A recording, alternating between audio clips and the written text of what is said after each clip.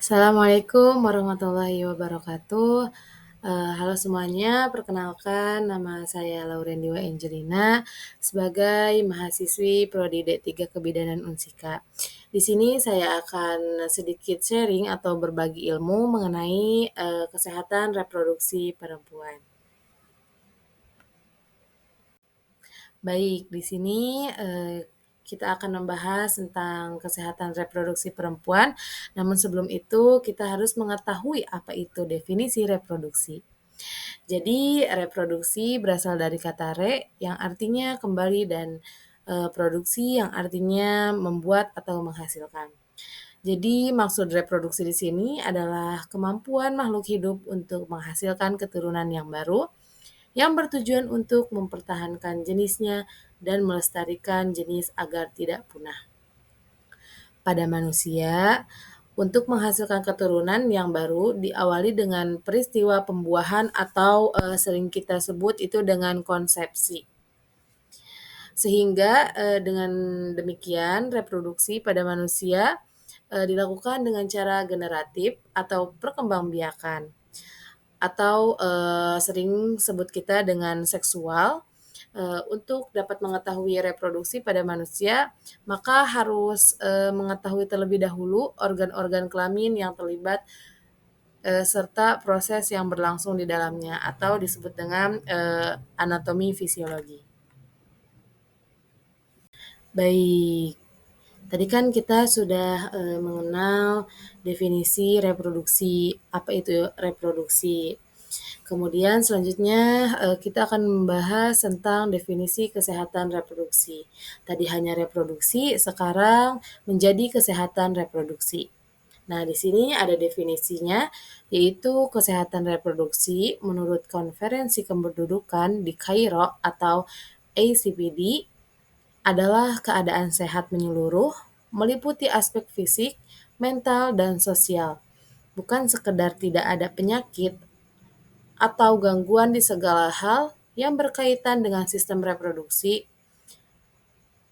fungsinya, dan proses reproduksi itu sendiri. Jadi dikatakan sehat reproduksi itu jika kita memiliki 3 aspek tersebut, yaitu fisiknya sehat, mentalnya sehat, dan sosialnya juga. Jika tidak merasa salah satunya, berarti itu tidak bisa dikatakan dengan sehat dalam reproduksi. Nah, dengan demikian, kesehatan reproduksi disimpulkan bahwa setiap orang dapat menikmati kehidupan seks yang aman dan menyenangkan, memiliki kemampuan bereproduksi, memiliki kebebasan menetapkan kapan dan seberapa sering ingin bereproduksi. Sedangkan makna dari fungsi reproduksi yang baik adalah tidak adanya kelainan anatomis dan fisiologis pada organ reproduksi, baik pada perempuan maupun pada laki-laki, dan fungsi kelenjar endokrin yang baik. Hal ini akan tercipta apabila seseorang memiliki landasan psikis yang memadai yang dimulainya sejak bayi dan anak-anak. Jadi, selain dari 3 aspek yang tadi, yaitu fisik, mental, dan sosial, ternyata dikatakan sehat reproduksi itu, kita itu harus menikmati kehidupan seks yang aman dan menyenangkan. Nah, itu adalah hal yang disebut dengan sehat reproduksi, baik itu laki-laki maupun perempuan. Tadi kita sudah membahas definisi kesehatan reproduksi, namun tadi hanya membahas secara umum, baik itu perempuan dan laki-laki. Di sini akan membahas secara khusus kepada perempuan. Nah, jadi definisi kesehatan reproduksi perempuan yaitu suatu keadaan sehat yang dimiliki seorang perempuan secara menyeluruh, meliputi aspek fisik, mental, dan sosial. Bukan sekedar ada penyakit atau gangguan di segala hal yang berkaitan dengan sistem reproduksi, fungsinya, dan proses reproduksi itu sendiri. Jadi definisinya hampir sama, cuma di definisi kesehatan reproduksi perempuan itu jadi lebih khusus ke perempuannya. Jadi tidak, ada laki-laki dan laki-laki tidak termasuk kepada kesehatan reproduksi perempuan. Setelah kita mempelajari definisi reproduksi, kemudian definisi kesehatan reproduksi, dan kita lebih memfokuskan kepada definisi kesehatan reproduksi pada perempuan. Sekarang kita mau membahas tentang remaja. Kenapa remaja? Karena remaja itu rentan untuk mengalami masalah yang akan kita bahas ini nih. Baik, di sini saya akan, mengklasifikasikan dulu, remaja itu mulai dari usia berapa hingga berapa. Banyak pendapatnya, di sini, eee, masa remaja merupakan masa transisi dari periode anak menuju dewasa. Jadi pertengahan antara anak dan dewasa itu disebut dengan remaja. Lalu menurut WHO, remaja adalah penduduk dalam rentang usia 10 hingga 19 tahun. Jadi, menurut WHO yang usianya itu 10 hingga 19 tahun itu dikategorikan dengan remaja. Kemudian ada lagi nih, menurut Peraturan Menteri Kesehatan Republik Indonesia Nomor 5 Tahun 2014, Permenkes mengatakan, bahwa remaja itu rentang usia 10 hingga 18 tahun. Nah, jadi tadi kata WHO itu 10 hingga 19 tahun, kemudian pada, Permenkes itu usianya 10 hingga 18 tahun. Kemudian ada lagi nih yang berpendapat, dari Badan Kependudukan dan Keluarga Berencana, remaja itu yaitu rentang usianya 10 hingga 24 tahun dan belum menikah. Jadi ada 3 pendapat, pertama itu WHO, yaitu 10 hingga 19 tahun, kemudian ada Permenkes, yaitu 10 hingga 18 tahun, dan ada menurut Badan Kependudukan dan Keluarga Berencana, yaitu 10 hingga 24 tahun, dan belum menikah. Kemudian jumlah kelompok usia 10 hingga 19 tahun di Indonesia menurut Sensus Penduduk 2010 sebanyak 43,5 juta atau sekitar 18% dari jumlah penduduk, dan diperkirakan 18% jumlah penduduk dunia adalah remaja.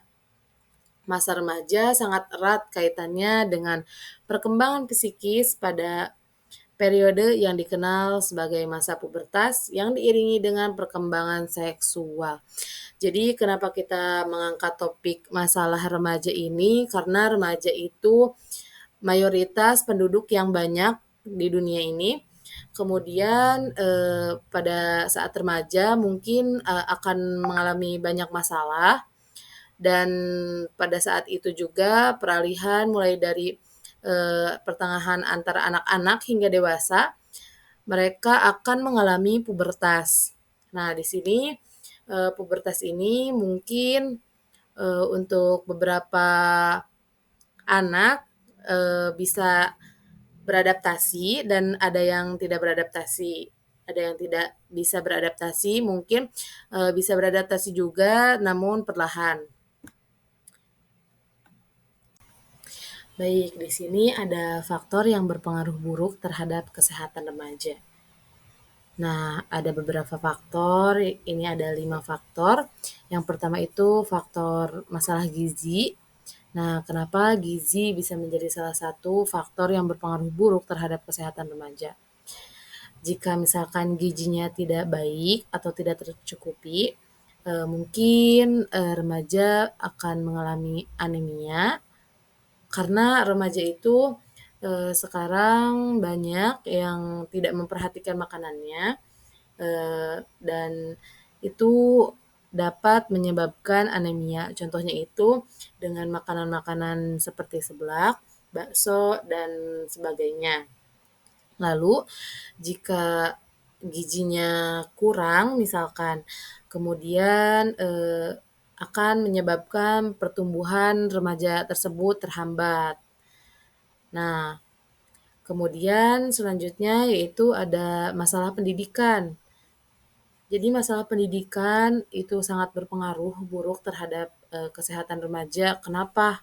Karena jika kita tidak tahu, tidak, mengetahui tentang reproduksi kita, betapa pentingnya, kemudian kita tidak tahu cara merawat, agar diri kita tetap sehat dan reproduksi kita tetap sehat, maka, orang tersebut tidak akan melakukan hidup sehat dan akan melakukan apa yang dia, mungkin sesuai dengan firasat, baik itu benar maupun salah. Kemudian mohon maaf jika pendidikannya rendah juga itu dia, kurangnya, ilmu dan akan melakukan sesuai dengan yang dia bisa tanpa, mengetahui bahwa hal itu benar atau salah. Lalu selanjutnya, faktor yang berpengaruh buruk terhadap kesehatan remaja itu yaitu masalah lingkungan dan pekerjaan. Nah, di sini, kenapa lingkungan menjadi salah satu faktor yang berpengaruh buruk, karena jika lingkungan yang suasananya, kurang memperhatinkan, kesehatan remaja dan bekerja yang akan mengganggu kesehatan remaja. Jadi jika misalkan lingkungannya kotor, kemudian pekerjaannya juga, berat, jika lingkungan kotor, kemudian remaja itu juga akan kotor dan tidak sehat reproduksinya. Kemudian jika pekerjaan, sehingga remaja hal tersebut itu bakal stres dan menimbulkan, sakit terhadap tubuhnya. Lalu yang keempat itu ada masalah seks dan seksualitas. Nah, di sini itu, ada pengetahuan yang tidak lengkap dan tidak tenang, masalah seksualitas, misalnya mitos yang tidak benar. Jadi, masalah seks dan seksualitas ini di kalangan remaja itu belum terlalu paham dan sering disalahgunakan. Lalu kurangnya bimbingan untuk bersikap positif dalam hal yang berkaitan dalam seksualitas. Jadi jika berteman, maka carilah teman yang menurut, kita baik dan hindari yang buruknya, agar kita tidak terbawa oleh mereka yang mengajak kita dalam keburukan. Lalu yang ketiga itu ada penyalahgunaan dan ketergantungan nafza yang mengarah pada penularan HIV/AIDS. Itu adalah penyakit menular yang disebabkan oleh seringnya bergonta-ganti pasangan. Lalu, penyalahgunaan seksual, dia tahu seksual itu apa, namun dia, disalahgunakan dengan, dia kan masih remaja, harusnya remaja itu masih sekolah dan menempuh pendidikan setinggi-tingginya, namun dia menyalahgunakan dengan cara misalkan berhubungan seksual dengan lawan jenisnya. Lalu, kehamilan remaja. Nah, kehamilan remaja ini pasti tidak diinginkan bagi remaja yang belum menikah. Selanjutnya itu, yang kelima, faktor yang berpengaruh buruk terhadap kesehatan remaja, yaitu adalah masalah kesehatan reproduksi remajanya. Nah, di sini ada, contohnya ketidakmatangan secara fisik dan mental. Remaja misalkan, kemudian dia tuh nikah, tapi secara fisik remaja tersebut usia, 17 tahun, menikah, namun, secara fisik itu tuh sebenarnya, reproduksinya belum matang dan belum sempurna. Lalu, selanjutnya dapat menyebabkan resiko kematian dan komplikasi ibu dan janin lebih besar. Nah, jika misalkan remaja tersebut, hamil, kemudian dia melahirkan selama kehamilan dan melahirkannya itu beresiko tinggi karena, usia juga dapat menentukan normal atau tidaknya selama kehamilan dan persalinan. Kemudian, kehilangan kesempatan untuk pengembangan diri. Yang harusnya remaja-remaja pada umumnya itu, masih sekolah, menempuh pendidikan setinggi-tingginya, namun, beliau malah menikah misalkan, dan dia itu merasa pasti hilang gitu kesempatan untuk pengembangan diri, mencari ilmunya. Lalu, dapat beresiko bertambah untuk melakukan aborsi dan tidak nyaman. Contohnya jika misalkan, orang yang hamil di luar nikah itu pasti dia ngerasa ingin, mengaborsi anaknya. Karena belum tentu, yang menghamilinya itu, bertanggung jawab dan dia malu untuk menanggung semua aib yang dia miliki. Baik, di sini ada faktor yang berpengaruh buruk terhadap kesehatan remaja. Nah, ada beberapa faktor, ini ada 5 faktor. Yang pertama itu faktor masalah gizi. Nah, kenapa gizi bisa menjadi salah satu faktor yang berpengaruh buruk terhadap kesehatan remaja? Jika misalkan gizinya tidak baik atau tidak tercukupi, mungkin, remaja akan mengalami anemia karena remaja itu, sekarang banyak yang tidak memperhatikan makanannya, dan itu dapat menyebabkan anemia. Contohnya itu dengan makanan-makanan seperti seblak, bakso, dan sebagainya. Lalu jika gizinya kurang misalkan, kemudian, akan menyebabkan pertumbuhan remaja tersebut terhambat. Nah, kemudian selanjutnya yaitu ada masalah pendidikan.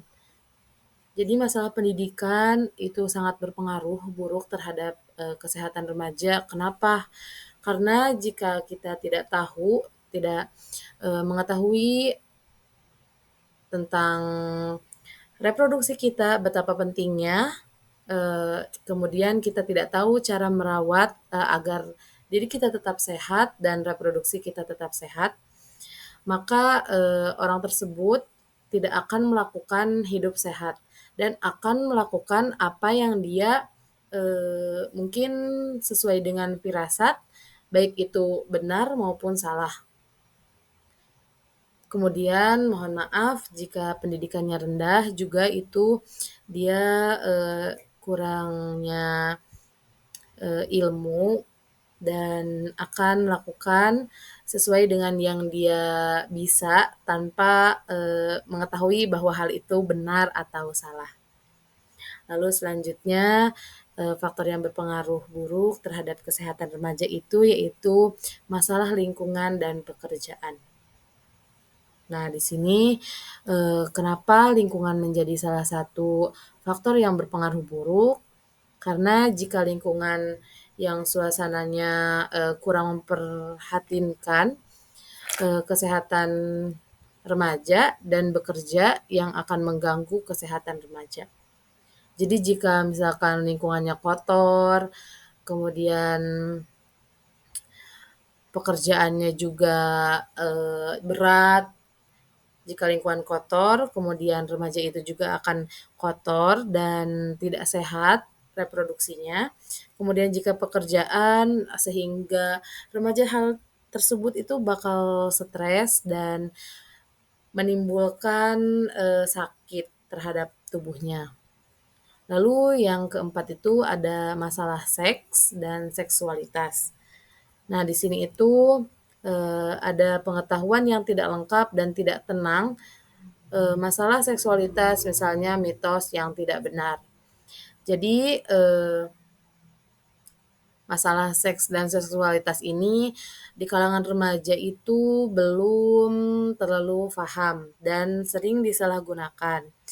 Lalu kurangnya bimbingan untuk bersikap positif dalam hal yang berkaitan dalam seksualitas. Jadi jika berteman, maka carilah teman yang menurut kita baik dan hindari yang buruknya, agar kita tidak terbawa oleh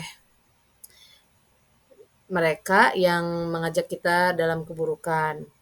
Lalu yang ketiga itu ada penyalahgunaan dan ketergantungan nafza yang mengarah pada penularan HIV/AIDS. Itu adalah penyakit menular yang disebabkan oleh seringnya bergonta-ganti pasangan. Lalu penyalahgunaan seksual, dia tahu seksual itu apa, namun dia disalahgunakan dengan dia kan masih remaja. Harusnya remaja itu masih sekolah dan menempuh pendidikan setinggi-tingginya, namun dia menyalahgunakan dengan cara misalkan berhubungan seksual dengan lawan jenisnya. Lalu kehamilan remaja. Nah, kehamilan remaja ini pasti tidak diinginkan bagi remaja yang belum menikah. Selanjutnya itu yang kelima, faktor yang berpengaruh buruk terhadap kesehatan remaja yaitu adalah masalah kesehatan reproduksi remajanya. Nah, di sini ada contohnya ketidakmatangan secara fisik dan mental. Remaja misalkan, kemudian dia tuh nikah, tapi secara fisik remaja tersebut usia 17 tahun, menikah, namun secara fisik itu tuh sebenarnya reproduksinya belum matang dan belum sempurna. Lalu selanjutnya dapat menyebabkan resiko kematian dan komplikasi ibu dan janin lebih besar. Nah, jika misalkan remaja tersebut hamil, kemudian dia melahirkan, selama kehamilan dan melahirkannya itu beresiko tinggi karena usia juga dapat menentukan normal atau tidaknya selama kehamilan dan persalinan. Kemudian kehilangan kesempatan untuk pengembangan diri. Yang harusnya remaja-remaja pada umumnya itu masih sekolah, menempuh pendidikan setinggi-tingginya, namun beliau malah menikah misalkan, dan dia itu merasa pasti hilang gitu kesempatan untuk pengembangan diri, mencari ilmunya. Lalu dapat beresiko bertambah untuk melakukan aborsi dan tidak nyaman. Contohnya jika misalkan orang yang hamil di luar nikah itu pasti dia ngerasa ingin mengaborsi anaknya karena belum tentu yang menghamilinya itu bertanggung jawab dan dia malu untuk menanggung semua aib yang dia miliki. Setelah kita mengetahui masalah yang sering terjadi pada remaja, yaitu seksualitasnya tidak bisa dikendalikan, kemudian berhubungan seks itu merupakan hal yang wajar mungkin bagi remaja sekarang, tidak memandang usia, padahal pada usia seperti itu belum matang untuk bereproduksi. Nah, di sini ada cara-cara untuk mengatasi masalah seksual pada remaja. Yang pertama itu pendidikan seks yang terbuka dan benar. Jadi, misalnya nih di sekolah, remaja pada saat sekolah itu kurikulum harus mencakup informasi yang akurat tentang seksualitas, kesehatan reproduksi, kontrasepsi, serta risiko kehamilan dan penyakit menular seksual. Jadi sebagai guru bisa menjelaskan bagaimana apa itu seksualitas, apa itu kesehatan reproduksi, kontrasepsi, serta risiko kehamilan dan penyakit menular seksual agar remaja mengerti dan tidak salah paham. Dan jika menyampaikan informasi itu harus lengkap. dan pastikan agar remaja-remaja, terutama remaja perempuan mengerti, bahwa materi tersebut itu sangat penting diketahui oleh mereka masing-masing. Nah, boleh, dicontoh keluarganya juga, yaitu sebagai orang tua itu harus berperan aktif dalam memberikan pemahaman yang benar dan membangun komunikasi terbuka dengan anak-anak mereka.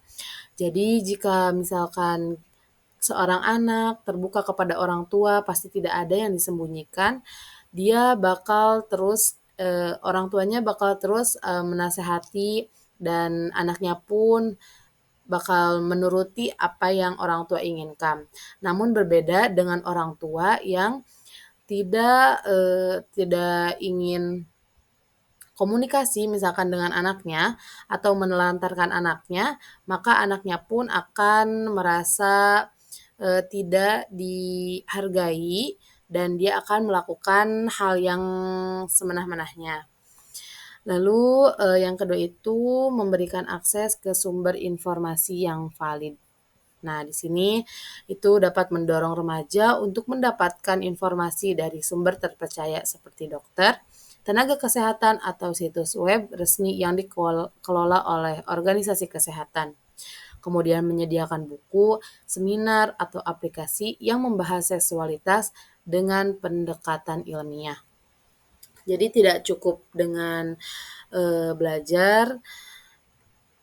Nah, di sini juga boleh, remaja itu berkonsultasi misalkan dengan dokter, karena hal ini tuh sangat penting, terutama pada remaja perempuan.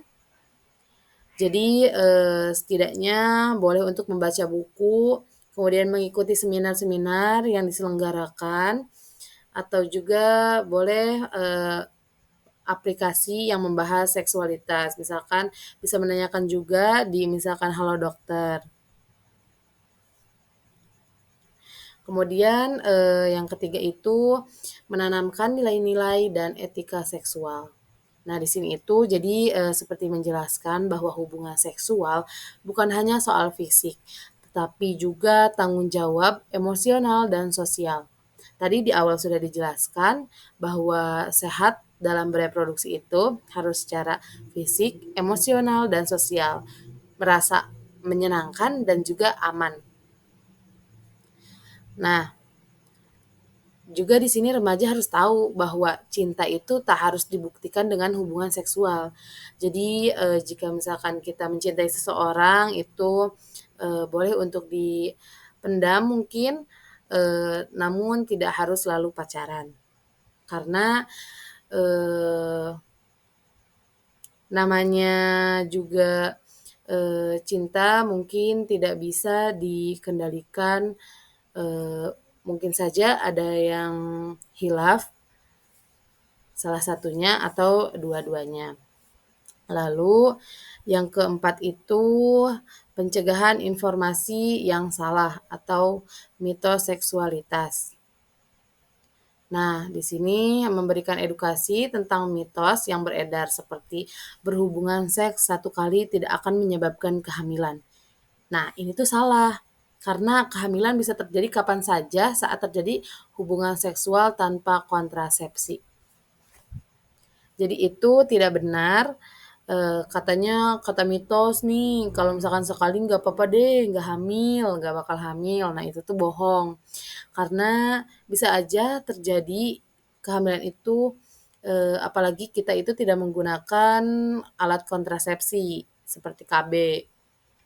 Nah, kemudian ada mitos lagi nih, nggak apa-apa dah, HIV juga kan udah ada obat penyembuhnya. Padahal HIV belum ada obat yang benar-benar menyembuhkan. Meskipun ya memang sudah ada terapi yang bisa mengontrol virus HIV tersebut. Lalu yang kelima itu mendorong remaja untuk berdiskusi dengan ahli. Nah, di sini itu mengajak remaja berkonsultasi dengan dokter atau psikolog jika memiliki pertanyaan tentang seksualitas. Jadi, materi ini itu sangat luas dan, perlu untuk digali sedalam-dalamnya karena, itu sangat penting dan berhubungan dengan kehidupan kita pribadi, terutama, kehidupan pada perempuan. Jika tidak paham misalkan tentang reproduksinya, tanyakan kepada ahli seperti dokter. Kemudian, mungkin jika ada seminar, ikuti workshop di sekolah dan komunitas itu ikuti. Agar kita mengetahui dan kita sadar bahwa, kesehatan reproduksi pada perempuan itu sangat penting dan tidak bisa menyepelekannya. Baik, mungkin materinya sudah selesai, semoga ilmunya bermanfaat. Kurang lebihnya mohon maaf, saya Lauren Dewa Angelina, izin pamit untuk undur diri. Wassalamualaikum warahmatullahi wabarakatuh.